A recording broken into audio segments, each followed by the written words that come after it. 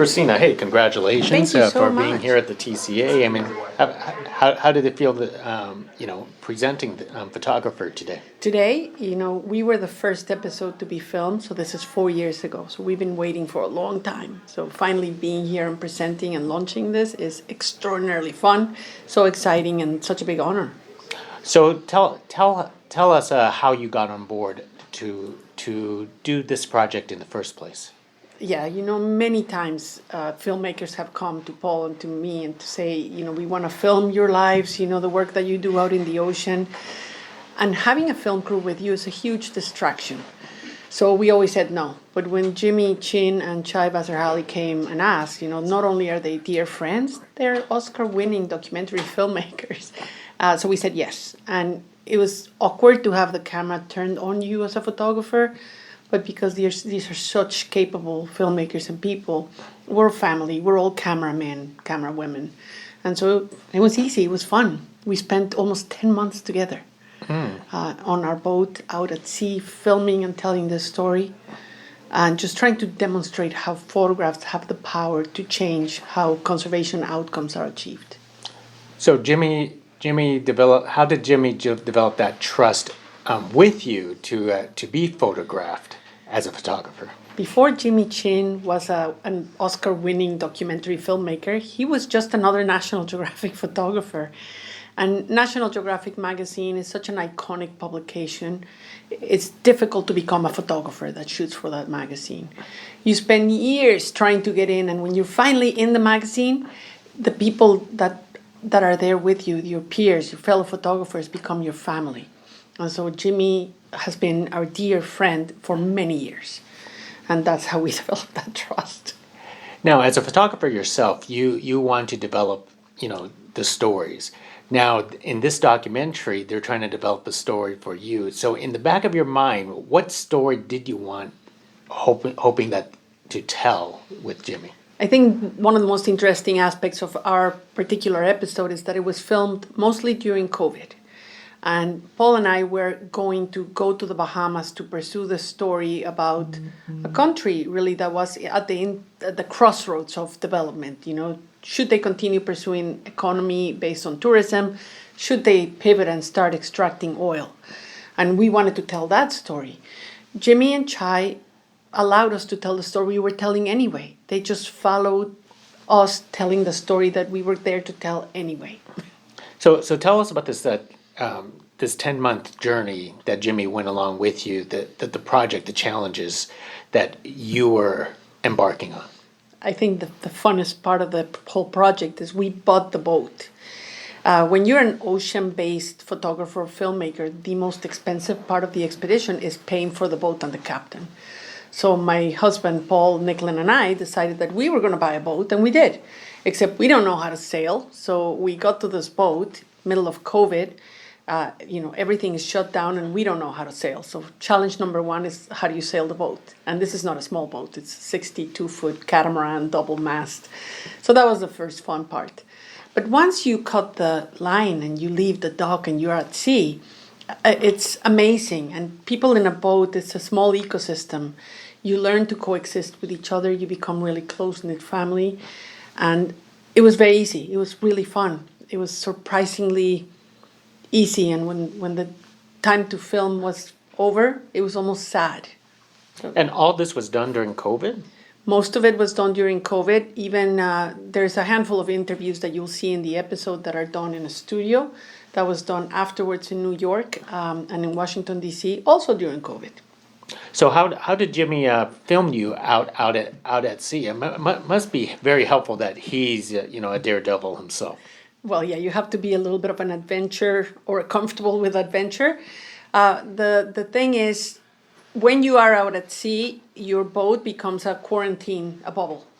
And so no masks, right? Because we have all been vaccinated and we're all in the same little bubble and there's nobody anywhere. So it was easy. It was amazing. I think as photographers, we all love the solitude of nature, the peace and quiet of being with wildlife and animals in the ocean. So it's something it's a special gift to be able to do that. So tell us about how you got your shots during this project.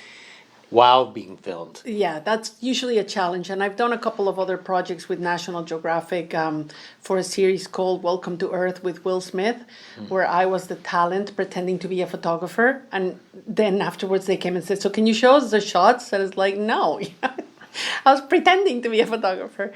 In this case, for photographer, the film crew just allowed us to do our work, and they worked around us. And a lot of the shots that they were interested in were more of the behind-the-scenes life on the boat. So they were never in the shot. They never prevented us from doing the work that we do anyway. Do you accidentally slip yourself, forgetting that, noticing that you are being shot? I think for people who've never done this, the worst part of it is that you are mic'd the whole day. From the moment you wake up, they put a mic on you. They want to capture everything you're saying. So what happens when you go to the bathroom? And you have to remember to turn your microphone off. You can't gossip about anybody else because there's always somebody listening. So during this entire project, were you ever curious about what you're being filmed at, or you want to wait until the final project is done? I was very curious, and Jimmy and Chai were very, very professional. The crew that they hired to do this is Little Monster Films, and they're very professional. So they never showed us anything until it was time for a big reveal. So maybe 6 months ago, they had a theater in New York, and we went there, and it's just us in the theater watching us in the screen.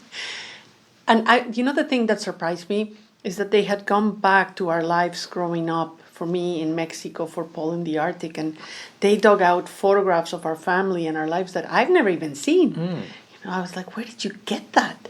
They talked to my mother, they talked to Paul's mother, they did such a thorough investigation of who we are and how we became photographers. So, who are you, and how did you become a photographer? I'm just a Mexican girl who grew up in the countryside with an intense curiosity about the ocean. And when you are passionate enough and focused enough on something, it surprises you that one day you actually get there. So I have to pinch myself when I remember that I am a National Geographic photographer and that I get a chance to contribute my art and my skills to make the planet a better place. Now tell us about working with Paul, your husband. Before I was married to Paul, he was married to somebody else, and I was married to somebody else for a long time. And your first husband, your first partner, is that person that you meet and fall in love with, but not necessarily shares your passion. So when we both got divorced and finally met and got together, discovered the common passion for the ocean, the diving, marine biology, conservation, photography, National Geographic. People say to me, do you miss home? And I don't miss home because Paul is my home, and I'm with him all the time. And so shooting with him is a gift. Make sure it's not my passport. Yeah. I feel like home to you is anywhere around the world, so it's definitely with Paul. For sure. And we have two homes. We have two separate lives. One is our life on the boat. It's a big commitment to move your entire existence to a vessel that's traveling around the world. You live with the crew. You are part of the crew. You're sailing, diving every day. There's no hair and makeup. You look like a dirt bag the whole time. And then you shift and you have to pack everything and go to my home, where I have 2 dogs, where I have a greenhouse and I grow vegetables, where it's my house, it's my home, and it's very difficult to leave it. When it's time to go back on the boat, I'm like, I don't want to go. Once I'm on the boat, I'm like, oh, I'm here, this is great. But it's that transition twice a year that it's hard.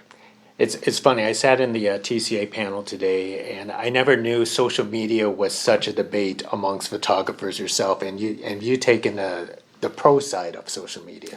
People call me an influencer, and I am not your traditional influencer. I want to influence for good.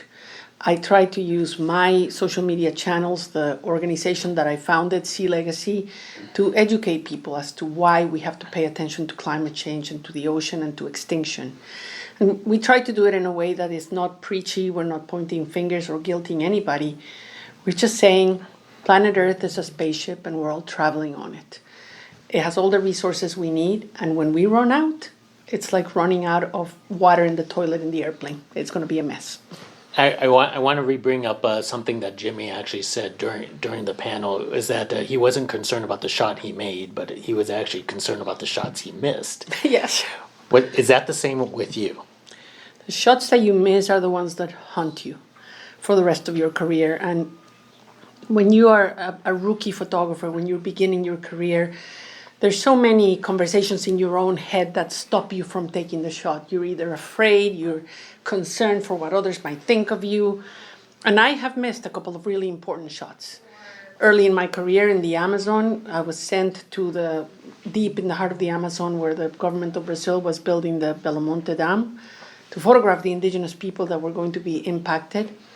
And I cowered it. I was too afraid to take the photograph of an indigenous woman that had lost her child, and she, anyway, it would have been an amazing photo, but I didn't want to impose on her grief, so I didn't photograph her.